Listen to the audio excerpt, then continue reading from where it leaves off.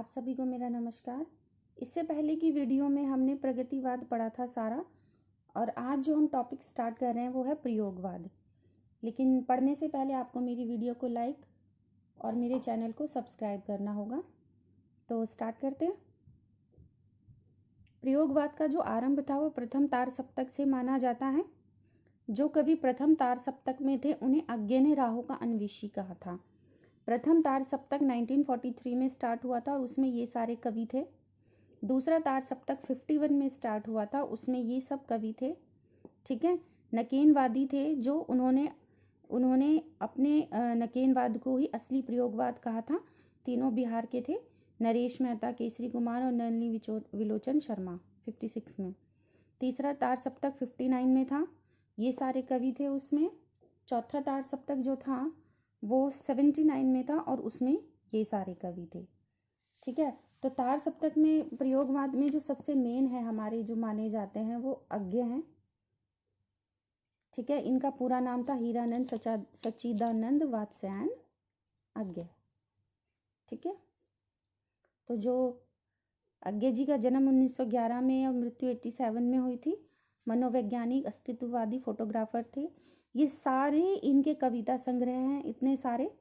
ठीक है, ये सारी इनकी कविताएं हैं। नदी के द्वीप, असहाय वीणा वगैरह सारे उपन्यास हैं इनके। शेखर एक जीवनी, अपने अपने अजनबी, कहानी है ग्रेगरीन, कविप्रिया, लेटर बॉक्स, ये सब। और कहानी संग्रह है इनके त्रिपथगा, परंपरा, कोहरे की बात, शरणार्थी, ये सब। और नाटक है इनके उत्तर प्रियदर्शी। जीवनी है इनकी जैसे शिखर से सागर तक।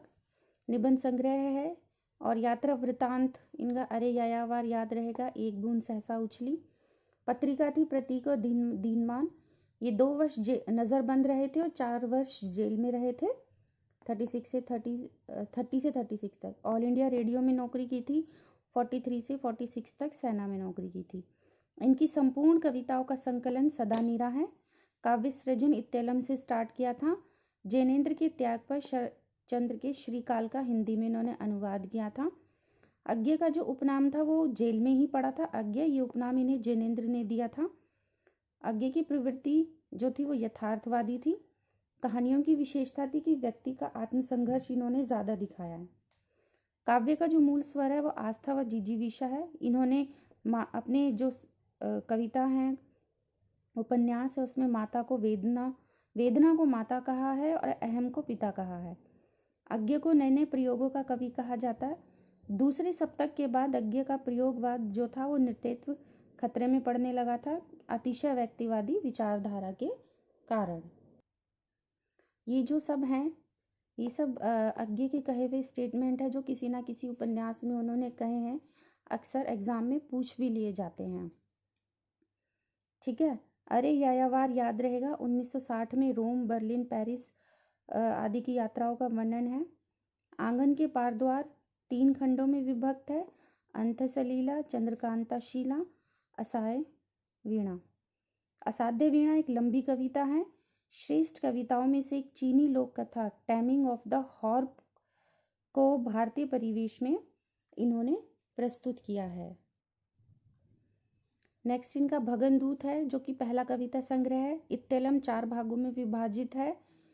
हरी घास पर क्षण भर पहली प्रौढ़ कृति है। बावरा अहेरी, इसकी प्रारंभिक पंक्तियों पर फारसी के प्रसिद्ध कवि उमर खय्याम की एक रुबाई का प्रभाव स्पष्ट दिखता है। अहेरी जो शब्द है वो सूर्य, आलोक, इसका अर्थ है, प्रतीक है उसका। सूर्य को बावरा के साथ जोड़ा है क्योंकि अपने भोलेपन से संसार को उत्कृष्ट करता है। इसमें अभिव्यक्ति है आंतरिक चेतना की। नेक्स्ट इनके आंगन के पार द्वार है। अज्ञेय ने विराट जीवन और अनिर्वचनीय तत्व के साथ अपने मन का संबंध स्थापित किया है। चिंता है इनकी। नेक्स्ट इसका जो विषय है वो है प्रेम। अज्ञेय ने अपनी भावनाओं को कविता और गद्य गीत दोनों के माध्यम से व्यक्त किया है। एक चीड़ का खाका, अज्ञेय ने जापानी काव्य का नमूना प्रस्तुत किया है। जापानी काव्य में ऐसे मुक्तकों को हाइकू कहते हैं। नेक्स्ट जो इनकी है उपन्यास वो है जैसे सांप, सर्वाधिक प्रसिद्ध व्यंग कविता है ये इनकी। ठीक है, नगर में तथाकथित सभ्य लोगों पर गहरा प्रहार करती है। अरि ओ करुणामयी जापान और पूर्व एशिया की यात्रा का वर्णन है। अपने अपने अजनबी मृत्यु से साक्षात्कार को विषय बनाया है। जयदोल अज्ञे की 12 कहानियों का संग्रह है। आत्म नेपद श्रेष्ठ निबंधों का संग्रह है। जो नदी के द्वीप है वो उपन्यास भी है और कविता भी है। ठीक है, इसमें पत्र शैली, प्रत्यावलोकन शैली, चेतना प्रवाह शैली, प्रतीकात्मक बिंब विधान शैली सभी का प्रयोग एक साथ मिलता है। रेखा और त्रिभुवन की मन स्थितियों का मनोवैज्ञानिक चित्रण किया है। रेखा और जो भुवन है वो इस उपन्यास के पात्र हैं। भगवती चरण वर्मा ने नदी के द्वीप को पके फल के कीड़े कहा है। त्रिशंकु प्रथम निबंध है। समीक्षात्मक रूप इसका मनोविश्लेषणवादी है। स्मृति छंदा निबंध संग्रह का प्रकाशन अज्ञे की मृत्यु के बाद हुआ था। अज्ञे ने ललित निबंध सबरंग कुट्टीचातन नाम से लिखे थे। नेक्स्ट है अज्ञे का शेखर एक जीवनी। इसमें नायक को वह कहा गया है। शेखर नाम का युवक है, वो उसकी काम भावना की कहानी दिखाई है। ठीक है, बाल मन पर पड़े काम अहम भय के प्रभाव की कहानी है। राजद्रोह के कारण उसे फांसी की सजा मिलती है। इसमें 3 विचारधाराओं का प्रभाव है। सबसे ज़्यादा जो है वो बौद्ध दर्शन का दुखवाद है, नीत्शे का अस्तित्ववाद है और फ्रायड का अंतर विश्लेषणवाद है। नंद दुलारे ने इसे अज्ञे की छद्म और असफल जीवनी माना है। रोला के जाक्रिस्ताफ का प्रभाव है शेखर एक जीवनी पर। अज्ञे ने आतंकवादी पात्रों के अतिरिक्त विदेशी वातावरण की भी कहानियां लिखी हैं, जिसे प्रकाशमान पुच्छल तारा कहा जाता है। उन्हें बदला, लेटर बॉक्स, शरणदाता ये देश विभाजन की पृष्ठभूमि पर लिखी हुई कहानियां हैं। स्त्री की कुंठा और असाध्यता को दर्शाया गया है। कवि प्रिया जो है वो भगनदूत और चिंता छायावादी कोटि में आती है। इनके पात्र समाज से कटकर एक निराली दुनिया में रहते हैं, जिसमें अपनी दमित अतृप्त काम लालसाओं की तृप्ति ही उनके जीवन का एकमात्र लक्ष्य है।